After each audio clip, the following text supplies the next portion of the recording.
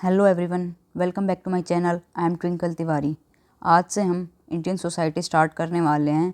Class start करने से पहले एक डिस्क्लेमर है, जो भी हम इन क्लासेस में पढ़ने वाले हैं उसमें मेरा कोई पर्सनल व्यूज़ नहीं होंगे, चाहे वो टॉपिक कास्ट रिलेटेड पढ़ रहे हो चाहे रिलीजन से रिलेटेड पढ़ रहे हो। जो भी बातें मैं बताऊँगी किसी ना किसी सोशियोलॉजिकल थिंकर से रिलेटेड होंगी। सो स्टार्ट करते हैं।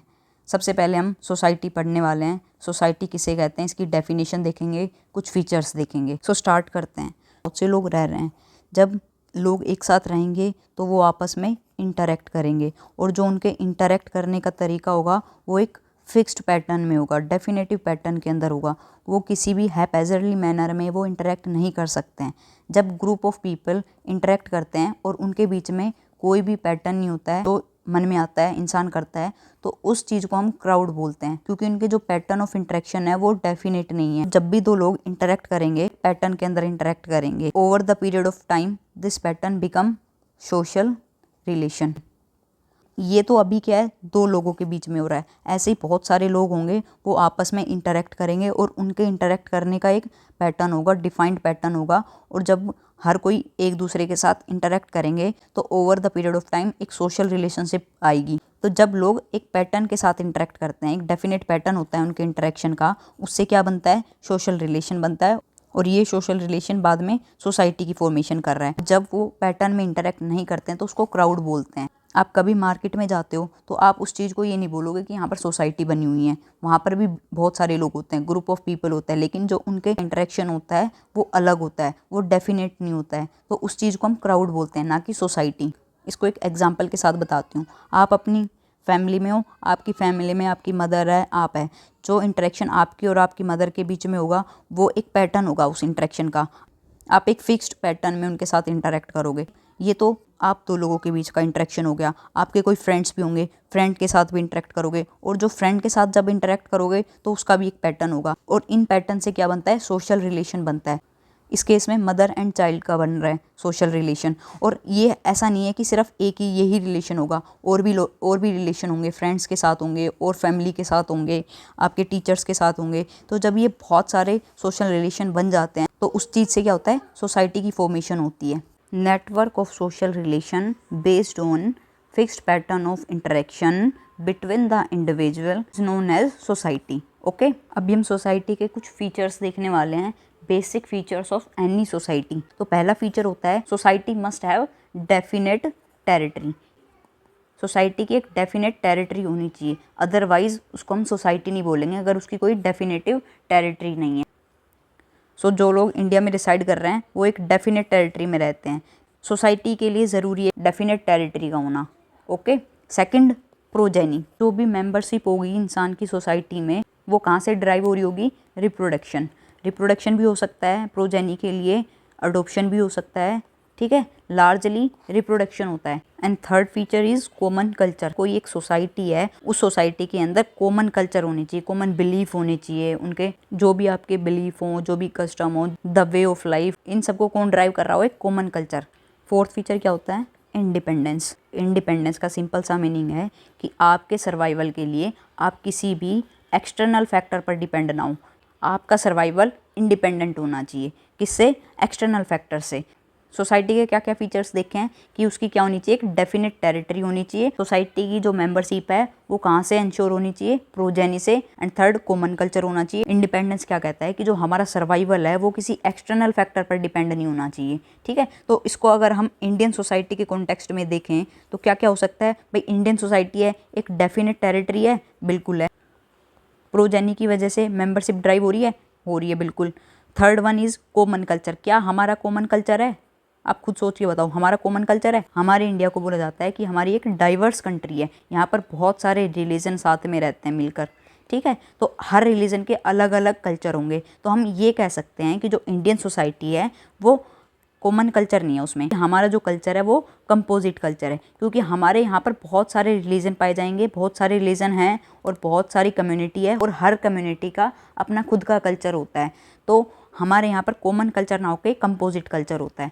कोई भी सोसाइटी है वो कांस्टेंट नहीं होती है, ठीक है, उसके अंदर चेंजेस आते रहते हैं। और इसीलिए बोला जाता है कि जो सोसाइटी होती है वो डायनेमिक नेचर की होती है, क्योंकि ये टाइम के अकॉर्डिंग चेंज होती रहती है। और ये जो चेंज होती है उसका रीज़न क्या हो सकता है कि विद इन सोसाइटी कुछ चेंजेस आए हैं, उसकी वजह से ओवरऑल हमारे सोसाइटी के अंदर चेंज आ रहे हैं, या फिर जो ये जो चेंजेस आ रहे हैं इसका रीज़न कोई आउटसाइड फोर्स भी हो सकता है। जैसे अगर मैं इंडिया का एग्जांपल लेके बताऊं, देखो इंडिया में 80-70s के अराउंड क्या हुआ था, कुछ रिफॉर्म स्टार्ट हुए थे। हमारे यहाँ पर क्या होता था, सती प्रैक्टिस की जाती थी, इसको हमने क्या किया, हटाया। हमने अपनी सोसाइटी में रिफॉर्म किए और चेंज आ गया। तो जो ये चेंजेस आ रहे थे वो किस वजह से आ रहे थे, क्योंकि इंटरनल चेंजेस की वजह से हमारी सोसाइटी में चेंजेस आए। सेकंड, आउटसाइड का अगर मैं एग्जांपल लेके बताऊं, सोसाइटी में क्या हुआ था, एक्सटर्नल फोर्सेस का भी क्या हुआ था, इम्पैक्ट हुआ था। पोर्तुगीज आए, फ्रेंच आए, ब्रिटिशर्स आए, तो इनके आने से भी हमारी सोसाइटी में कुछ चेंजेस आए। तो ये जो फैक्टर्स थे वो एक्सटर्नल फैक्टर थे। तो जो भी सोसाइटी होती है वो डायनेमिक नेचर की होती है, वो चेंज होती रहती है,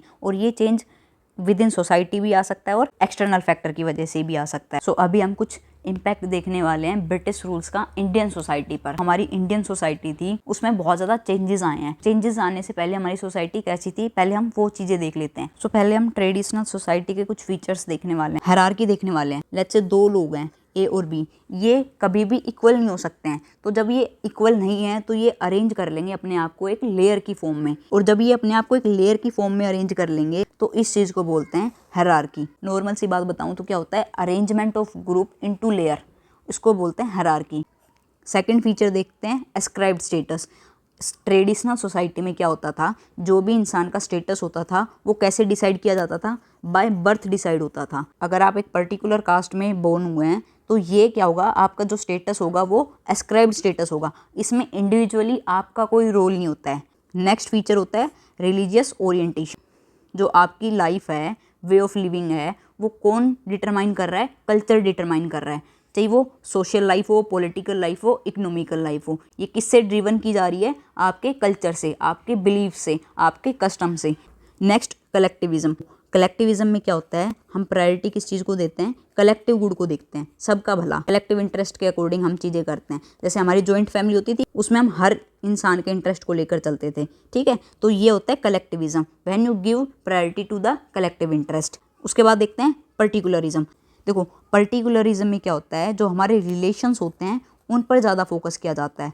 जैसे मैं एक एग्जांपल के साथ आपको समझाऊँ, फैमिली है, उसमें ए और बी हैं। देखो क्या होता है, बी की सी के साथ कोई डिबेट हो जाती है तो बी क्या करेगा, एक्सपेक्ट करेगा ए से कि वो उसका फेवर करे, और अगर ये फेवर नहीं करेगा तो ये बोल सकता है तू तो मेरा भाई है, तेरे को तो मेरा साथ देना चाहिए। तो इसमें क्या होता है कि बी एक्सपेक्ट कर रहा है ए से एक पर्टिकुलर वे में बिहेव करने के लिए, ठीक है। तो इसको बोलते हैं, हमारी सोसाइटी है पर्टिकुलरिज्म। यहाँ पर किस पर ज़्यादा फोकस किया जाता है, ओब्लिगेशन ऑफ रिलेशनशिप पे। तो ये कुछ फीचर्स थे ट्रेडिशनल सोसाइटी के। अब क्या होता है कि कुछ चेंजेस आते हैं हमारी सोसाइटी में। ब्रिटिशर्स हमारे इंडिया में रूल करके गए हैं, तो वो एक बहुत ही लंबे पीरियड के लिए रूल करके गए हैं, तो उनका इम्पैक्ट भी हमारी सोसाइटी पर बिल्कुल आया होगा।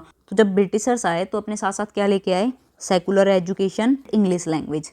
अब तक का जो सबसे बड़ा जो डेवलपमेंट माना गया है वो माना गया है प्रिंटिंग प्रेस, है ना। तो ब्रिटिशर्स आए तो प्रिंटिंग प्रेस आए। अब इन सब से क्या होगा, जो भी आइडियाज़ होंगे, हम वेस्टर्न आइडियाज़ को लेकर ओपन होंगे, हमें बाहर की वैल्यूज़ का पता लगा, हमें इक्वलिटी का कॉन्सेप्ट समझ में आया, हमें फ्रेटर्निटी का कॉन्सेप्ट समझ में आया, हमें लिबर्टी का कॉन्सेप्ट समझ में आया। जब वो आए तो अपने साथ न्यू आइडियाज़ लेके आए, प्रिंटिंग प्रेस लेके आए। तो जो भी चीज़ें क्या हो रही थी, कोई न्यू आइडियाज़ था, उनको मासेस तक पहुँचाने का काम किसने किया, प्रिंटिंग प्रेस ने किया। और साथ साथ फिर उसके साथ साथ रेलवे आ गई, यानी कि कम्युनिकेशन एंड ट्रांसपोर्ट टेक्नोलॉजी भी आ गई। तो इससे क्या हुआ, जो भी आइडियाज़ थे, जो भी चेंजेस आ रहे थे, वो रैपिडली स्प्रेड होते गए, ठीक है। इन सब ने क्या किया, नए नए आइडियाज़ को स्प्रेड करने में हेल्प की। और जब नए आइडियाज़ स्प्रेड होंगे तो चेंजेस आएंगे हमारी सोसाइटी में। इन सारे चेंजेस की वजह से कुछ नए ऑर्डर सामने आए। क्या क्या चीज़ें हुई, इंडस्ट्रियलाइजेशन आया, साथ साथ अर्बनाइजेशन आया। इंडस्ट्रियलाइजेशन आया तो लोगों के पास जॉब अपॉर्चुनिटीज़ आई। अर्बनाइजेशन सिर्फ ये नहीं होता, रूरल टू अर्बन एरिया में मूव करने को हम अर्बनाइजेशन नहीं कहते हैं। इसके अंदर एक मैकेनिज्म छुपा होता है, उसको बोलते हैं अर्बनिज्म। एक प्रोसेस होती है, इसमें क्या होती हैं, दो चीज़ें इन्वॉल्व होती हैं, एक तो एनोनिमिटी और दूसरा हेट्रोजेनिटी। अर्बन एरियाज़ में जाते हो तो आपको ये तक नहीं पता होता कि आपके साथ वाले घर में कौन लोग रह रहे हैं। आप मेट्रो में ट्रैवल कर रहे हो तो आपको ये नहीं पता होता कि जो साथ में आपके इंसान बैठा हुआ है उसकी कास्ट क्या है, उसका रिलीजन क्या है, वो कौन सी कम्युनिटी से बिलोंग कर रहा है। तो क्या हुआ, अर्बनिज्म से क्या होता है, एनोनिमिटी आती है, हिट्रोजेनिटी आती है। हिट्रोजेनिटी क्या होती है, इसके अकॉर्डिंग क्या होता है, अलग अलग कम्युनिटी के लोग एक साथ रह रहे होते हैं, तो ये जो ग्रुप होता है वो हिट्रोजिनस ग्रुप बन जाता है, अलग अलग कम्युनिटी के लोग रह रहे होते हैं। ठीक है, फॉर एग्जाम्पल, तो आप एक क्लास में हो और उस क्लास में आपका एक ग्रुप भी बनेगा और उस ग्रुप में अलग अलग रिलीजन के, अलग अलग कम्युनिटी के लोग होंगे, अलग अलग कास्ट के लोग होंगे। ठीक है, तो इसको बोलते हैं हिट्रोजेनिटी। नया ऑर्डर क्या डेवलप हो रहा है कि हमारे यहाँ पर इंडस्ट्रियलाइजेशन आ रहा है और अर्बनाइजेशन आ रहा है। सो देखो, इन सारी चेंजेस की वजह से क्या हुआ, हमारी सोसाइटी किस डायरेक्शन में जाने लगी, मॉडर्न सोसाइटी की डायरेक्शन में जाने लगी। मॉडर्न सोसाइटी के कुछ फीचर्स होते हैं, egalitarianism, achievement status, rationality, individualism और यूनिवर्सलिज्म। देखो, ये जो फीचर्स है वो मॉडर्न सोसाइटी के हैं। मैंने ये नहीं कहा है कि हमारी सोसाइटी मॉडर्न सोसाइटी बन गई है, कुछ कुछ जगह पर चेंजेस आए हैं, तो वो देखते हैं क्या हुआ है। इगैलिटेरियनिज्म क्या कहता है कि जितने भी लोग हैं वो सारे इक्वल है और हर कोई सेम अपॉर्चुनिटी को डिजर्व करता है। जैसे हमने ट्रेडिशनल सोसाइटी में क्या देखा था, हायरार्की देखी थी कि ए और बी क्या है, अनइक्वल है, और अनइक्वल होने की वजह से वो एक लेयर में अरेंजमेंट हो गई है। और यहाँ पर क्या है, इगैलिटेरियनिज्म है, यानी कि ए भी इक्वल है और बी भी इक्वल है। जब ये दोनों इक्वल होंगे तो इनको इक्वल अपॉर्चुनिटी मिलेगी और सोसाइटी में इक्वलिटी बढ़ेगी। ठीक है, दूसरा अचीवमेंट स्टेटस। अचीवमेंट स्टेटस मतलब क्या होता है, जो भी हमारा स्टेटस होगा सोसाइटी के अंदर वो हम खुद एक्वायर करेंगे। और ट्रेडिशनल में हमने क्या फीचर देखा था, एस्क्राइब्ड फीचर। उसमें क्या था, जो भी हमारा स्टेटस है वो कौन डिसाइड कर रहा था, बाय बर्थ चीज़ें डिसाइड हो रही थी, जैसे जेंडर हो गया, कास्ट हो गया, ये चीज़ें बाय बर्थ डिसाइड हो रही थी। लेकिन अचीवमेंट ओरिएंटेशन में क्या था, मेरा जो स्टेटस होगा वो मैं खुद अचीव करूँगी। ठीक है, वो मेरे खुद के द्वारा एक्वायर किया जाएगा। फॉर एग्जांपल, कोई इंसान डॉक्टर है तो वो जो ये डॉक्टर का स्टेटस मिला है वो उसको उसकी खुद की मेहनत से मिला है, उसने खुद ने एक्वायर किया है, ना कि उसको बाय बर्थ मिला है। कोई भी बाय बर्थ डॉक्टर थोड़ी ना होता है, वो खुद अचीव करता है। तो मॉडर्न सोसाइटी किससे ड्रिवन करती है, अचीवमेंट ओरिएंटेड होती है, अचीवमेंट स्टेटस होता है इसमें। Third, rationality. रेशनैलिटी क्या कहती है, हमारी जो लाइफ होगी वो किससे ड्रिवन होगी, साइंटिफिक टेम्पर से। इसमें लॉजिक होंगे, रीजनिंग होगी, तो इसको बोलते हैं रेशनैलिटी। वहीं हमने ट्रेडिशनल सोसाइटी में क्या देखा था, रिलीजियस ओरिएंटेशन देखा था कि हमारी जो लाइफ है वो उसको कौन ड्राइव कर रहा है, हमारा कल्चर ड्राइव कर रहा है कि हमारी पॉलिटिकल लाइफ कैसी होगी, हमारी सोशल लाइफ कैसी होगी। इसमें किसका रोल आ गया था, कल्चर का रोल आ गया था। लेकिन रेशनैलिटी के अंदर ये सारी चीज़ें कैसे डिटरमाइन की जाएगी, साइंटिफिक टेम्पर के थ्रू। नेक्स्ट इसके अंदर क्या आ जाता है, इंडिविजुअलिज्म आ जाता है। हम प्रायोरिटी सेल्फ इंटरेस्ट को देंगे, पर्सनल इंटरेस्ट को देते हैं। और ट्रेडिशनल सोसाइटी में क्या देखा था, कलेक्टिविज्म होता है। कलेक्टिविज्म मतलब कलेक्टिव इंटरेस्ट पर फोकस होता है। लेकिन यहाँ पर क्या है, फोकस किस पर है, प्रायोरिटी किसको दी जा रही है, सेल्फ इंटरेस्ट को, पर्सनल इंटरेस्ट को। इसका एक एग्जांपल न्यूक्लियर फैमिलीज हो सकता है। ठीक है, न्यूक्लियर फैमिली में क्या होता है, हर कोई अपने पर्सनल इंटरेस्ट से चीज़ें करता है। यूनिवर्सलिज्म, यूनिवर्सलिज्म क्या होता है, जो भी चीज़ें होंगी वो किसके थ्रू की जाएगी, लॉ के थ्रू होगी। यहाँ पर कोई किसी भी तरह की किसी से एक्सपेक्टेशन नहीं होगी। जैसे ऊपर मैंने एग्जांपल दिखाया था ना, ये बी और सी के बीच में डिबेट हो गई तो बी एक्सपेक्ट करेगा ये से कि वो उसका फेवर करे। लेकिन यूनिवर्सलिज्म में ये चीज़ें नहीं होती है, बी ए से एक्सपेक्ट नहीं करेगा। जो भी चीज़ें होंगी वो कैसे डिटरमाइन की जाएगी, लॉ के थ्रू डिटरमाइन की जाएगी।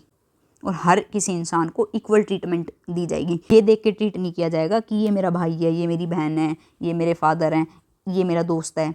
ऐसे चीज़ें नहीं डिटरमाइन की जाती है। यहाँ पर हर इंसान को सेम मैनर में ट्रीट किया जाता है।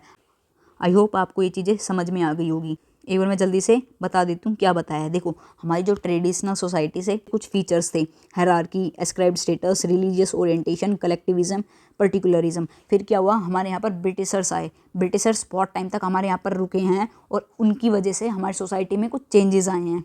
जब ब्रिटिशर्स आए तो क्या हुआ, सेकुलर एजुकेशन स्प्रेड हुई, English language I. English language I तो क्या हुआ, हमारे जो इंडिया में अलग अलग रीजन्स थे वहाँ पर अलग अलग भाषा बोली जाती थी। तो इंग्लिश ने क्या किया, एक कॉमन ग्राउंड प्रोवाइड करवा दिया और उसके थ्रू आइडियाज़ क्या हुए, स्प्रेड होने लगे। सेकुलर एजुकेशन आई तो ज़्यादा फोकस किस चीज़ पर था, इक्वलिटी पर, फ्रेटर्निटी पर, लिबर्टी पर। तो जो भी न्यू आइडियाज़ एमर्ज हो रहे थे वो प्रिंटिंग प्रेस की वजह से और ज़्यादा स्प्रेड हुए। इन सब की वजह से क्या हुआ, हमारे यहाँ पर इंडस्ट्रियलाइजेशन हुआ, अर्बनाइजेशन हुआ। उससे फिर क्या हुआ, हम ट्रेडिशनल सोसाइटी से मॉडर्न सोसाइटी की तरफ शिफ्ट होने लग गए। उसके क्या फीचर्स देखे थे, इगैलिटेरियनिज्म कि सब हर कोई इक्वल है। अचीवमेंट ओरिएंटेशन, जहाँ पर भी जो भी स्टेटस होगा मेरा वो मैं खुद एक्वायर करूँगी। ठीक है। रेशनैलिटी, जो भी चीज़ें होंगी, मेरी लाइफ कैसे ड्रिवन होगी, साइंटिफिक टेम्पर से ड्रिवन होगी। इंडिविजुअलिज्म यानी कि ज़्यादा फोकस किस पर होगा, पर्सनल इंटरेस्ट पर होगा। यूनिवर्सलिज्म कि यहाँ पर लो सुप्रीम है, हर कोई इक्वल है और हर किसी को एक सेम मैनर में ट्रीट किया जाएगा। एक छोटा सा टॉपिक है मॉडर्नाइजेशन वर्सेस वेस्टर्नाइजेशन। देखो इन दोनों में मेजर डिफरेंसेस क्या है।